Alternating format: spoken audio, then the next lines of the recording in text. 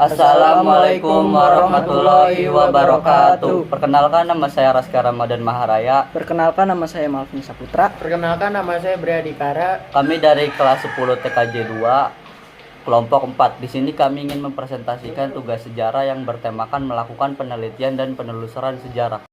Langkah-langkah penelitian sejarah. Penelitian sejarah merupakan salah satu metode penelitian untuk memahami apa yang terjadi di masa lalu secara detail dan juga punya bukti yang kuat. Untuk dapat menulis kembali peristiwa masa lalu menjadi salah satu tulisan yang mudah dipahami dan menarik, diperlukan suatu metode. Metode adalah cara, jalan, atau petunjuk pelaksanaan teknis. Oleh karena itu, dalam konteks ilmu sejarah, metode sejarah adalah proses menguji dan menganalisis secara kritis sumber sejarah dan peninggalan masa lampau dalam rangka menghasilkan gambaran yang benar tentang peristiwa itu. Berikut ini langkah-langkah yang digunakan pada proses penelitian sejarah, yaitu A. Mencari dan memilih topik. Penelitian topik harus benar-benar diperhatikan agar layak dijadikan penelitian dan bukan hasil duplikasi dari penelitian orang lain. Untuk itu bisa menggunakan cara di bawah ini. 1. What atau apa yang akan diteliti atau dijadikan objek penelitian. Who atau siapa yang akan diteliti atau menjadi narasumber untuk mencari informasi seputar objek penelitian dan yang berhubungan dengan itu. 3. Where atau di mana penelitian akan dilakukan. Dalam hal ini berkaitan dengan tempat-tempat yang berhubungan langsung dengan objek. Menurut Kunto Wijoyo, pada tahun 1995, Kunto Wijoyo mengatakan bahwa ada 4 macam kriteria yang diperlukan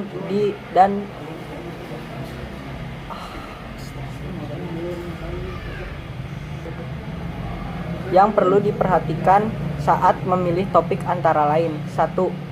Pertama, menarik nilai, artinya mampu memberikan penjelasan terhadap suatu yang berasal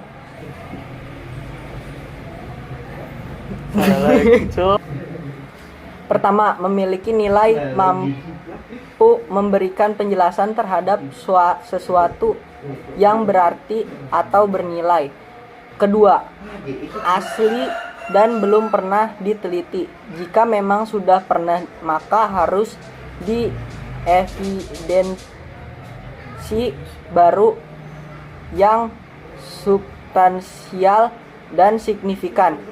Ketiga, perhatikan kepraktisan dalam keberadaan ruang lingkup dan kemampuan untuk memanfaatkan sumber yang bersangkutan dan dengan sebaik-baiknya. Keempat, adanya kesatuan tema yang memberikan sebuah titik tolak arah, fokus, dan tujuan tertentu. B. Heuristik, mengumpulkan sumber. Setelah menentukan topik, langkah berikutnya adalah heuristik. Heuristik adalah tahap-tahap untuk melakukan mencari, menemukan, dan mengumpulkan berbagai sumber data atau lainnya yang relevan dengan topik. Hal itu dilakukan untuk mengetahui dengan jelas segala bentuk kejadian atau peristiwa yang terjadi di masa lampau. Menurut G.J. Reiner 1997, heuristik adalah sebuah teknik yang dilakukan untuk mencari dan mengumpulkan sumber. Selain itu, banyak pula bidang-bidang seperti politik, ekonomi, sosial, budaya, militer, dan lain sebagainya. Untuk mengklasifikasikannya, kita bisa membagi sumber atau data tersebut ke dalam 2 jenis seperti di bawah ini. 1. Sumber sejarah primer. Sumber sejarah primer merupakan satu dokumen atau data-data asli. Itu pancok yang 1. Sumber sejarah primer. Sumber sejarah primer merupakan suatu dokumen atau data-data asli yang valid dan biasanya dibuat pada saat peristiwa tersebut terjadi. 2. Sumber sejarah sekunder. Sumber yang kedua adalah sumber sekunder yang dibuat dengan mengacu pada data-data sumber yang pertama, yaitu sumber primer. Sumber sekunder ini contohnya seperti skripsi, buku teks, dan sebagainya. Sumber lisan dari orang yang tidak melihat langsung atau tidak sezaman dengan peristiwa yang bersangkutan. Tidak layak disebut sumber lisan. Cara-cara yang bisa digunakan dalam metode heuristik adalah sebagai berikut. 1. Menggunakan metode keputusan dengan mencari dari sumber-sumber arsip nasional. 2. Melakukan kunjungan ke situs-situs bersejarah. 3. Melakukan wawancara dengan narasumber yang bersangkutan untuk melengkapi data-data yang dibutuhkan agar lebih lengkap yang mendekati kebenaran. Selain itu, ada 3 hal pokok yang harus diperhatikan saat proses pengumpulan data heuristik, antara lain 1. Corroboration, yaitu membandingkan data yang ada menentukan apakah informasi sama atau tidak. Hal ini dilakukan untuk proses verifikasi data. 2. Searching, yaitu melakukan identifikasi terhadap sumber atau data informasi, penulis, tanggal, dan tempat dibuatnya sumber data tersebut. Contextualization, yaitu melakukan identifikasi mengenai waktu dan tempat terjadinya suatu peristiwa atau kejadian bersejarah tersebut.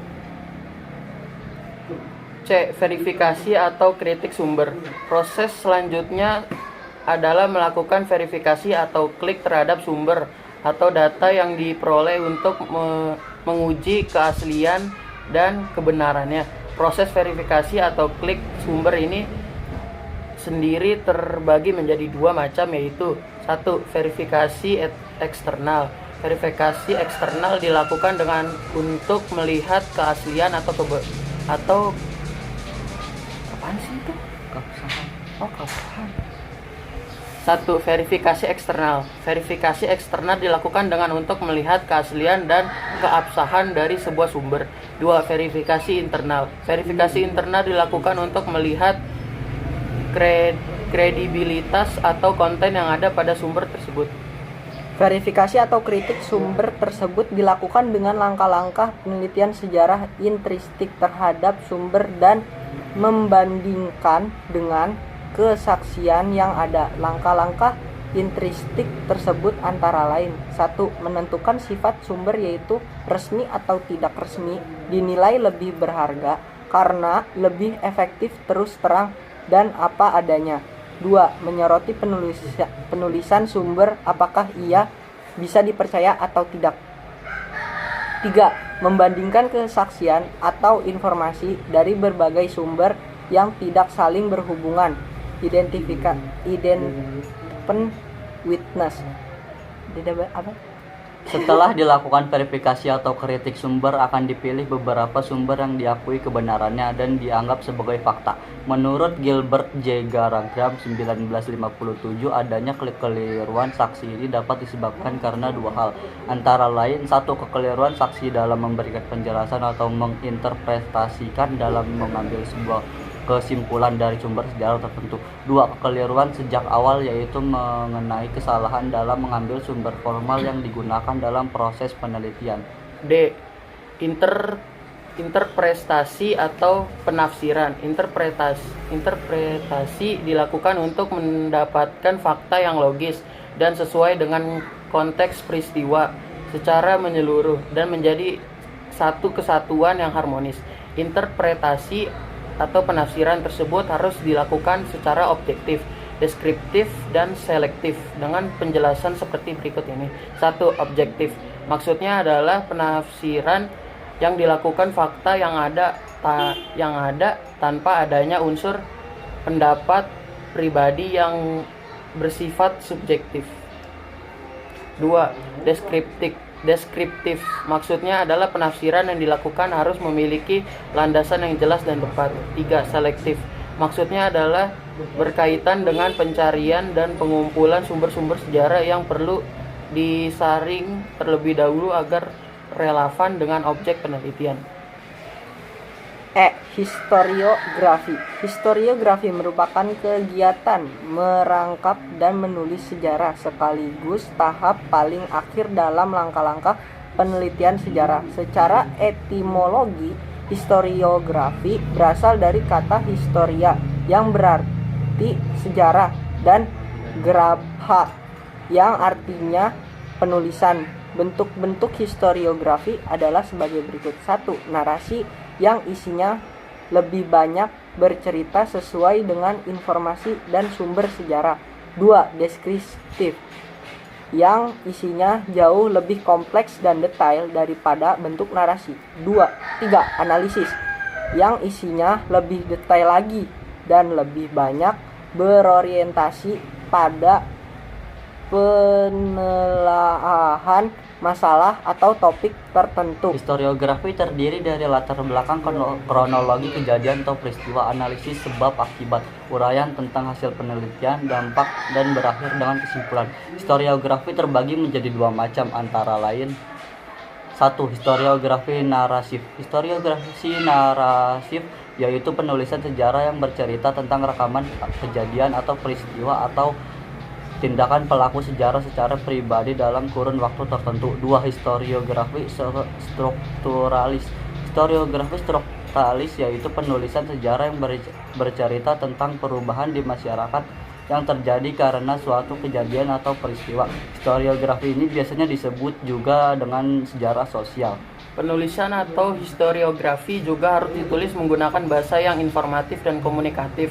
Ada beberapa hal utama yang harus diperhatikan saat melakukan proses historiografi, antara lain: 1. Perlu memperhatikan dari segi kecermatan. 1. Perlu memperhatikan dari segi kecermatan dan ketelitian dalam penyusunan kronologi kejadian atau peristiwa sejarah yang ditulis. 2. Penafsiran sejarah harus dilakukan dengan objektif mungkin. 3. Penulisan sejarah atau historiografi harus memperhatikan kaidah atau standar bahasa dan penulisan informatif dan komunikatif agar mudah dibaca pembaca. 4. Benar-benar memperhatikan dan memilih atau menyaring informatif mana saja yang patut atau dianggap penting untuk dicatat. 2. Penulisan sejarah. Sejarah tidak bisa berdiri sendiri atau bisa disebut interdisipliner. Penulisan karya sejarah akan lebih mudah dipahami apabila dalam menguraikannya dikaitkan dengan ilmu-ilmu lainnya. Hasil penelitian berupa penulisan sejarah terbagi menjadi 3 bentuk berdasarkan ruang dan waktunya, antara lain sebagai berikut. A. Penulisan sejarah tradisional. Kebanyakan karya penulisan sejarah tradisional ini kuat dalam hal genealogi, namun tidak kuat dalam hal kronologi dan juga detail grafis. Biasanya bercirikan dengan adanya kingship, konsep tentang raja. B. Penulisan sejarah kolonial. Berbeda dengan bentuk penulisan sejarah tradisional, bentuk kolonial lebih mengarah atau memiliki ciri-ciri Eropa sentris atau Nederland sentris. C. Penulisan sejarah nasional. Bentuk penulisan sejarah nasional yang ditulis dengan menggunakan metode ilmiah secara terampil. Hal ini dilakukan untuk tujuan atau kepentingan nasionalisme. Sekian dari kami, kurang lebihnya mohon maaf. Assalamualaikum warahmatullahi wabarakatuh.